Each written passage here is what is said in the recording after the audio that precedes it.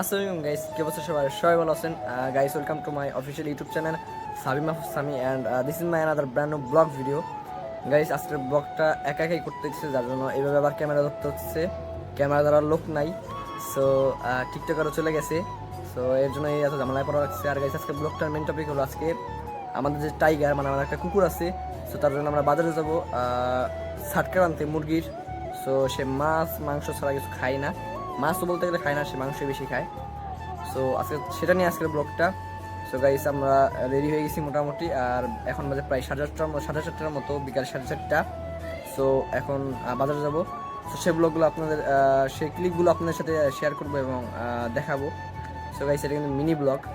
So বাইরে যাই, তারপর ব্লগটা ইনশাল্লাহ কন্টিনিউ করি। তো সে পর্যন্ত এখন লেটস গো। বেরিয়ে পড়লাম টাইগারের খাবার আনার উদ্দেশ্যে। বাজার যাবো, যেহেতু আজকে আগে ব্লগের আগেই বলছি আপনাদের সবাইকে যে আজকে আমাদের যে টাইগারে আমরা একটা বাসায় কুকুর পালি, মূলত শখের বসে একটা কুকুর পালি। ওখানে এখনো ব্লগ আসে না, ইনশাল্লাহ খুব সুন, খুব তাড়াতাড়ি এমন আছে এর পরের ব্লগটাও ওকে নিয়ে আসতে পারে। সো টাইগারকে নিয়ে একটা ব্লগ আসছে খুব তাড়াতাড়ি ইনশাল্লাহ। আর গাইস, আজকে হলো মূলত যাচ্ছিলাম টাইগারের খাবার শেষ। টাইগার মাছ মাংস খায় মূলত, মাছ খায় না সে তেমন একটা, মূলত মাংসই খায়। ওকে আমরা সবসময় মুরগির যে ছাটকাট, মুরগির যে হাড্ডি পাক, এগুলো আমরা আইনে খাওয়াই। সো এগুলো সপ্তাহে আনতে হয়, আমার প্রত্যেক সপ্তাহে যেতে হয়। সো এখন যদি আবার ব্লগ কন্টিনিউ করবো, সো আপনারা সেগুলো অবশ্যই দেখতে পারবেন।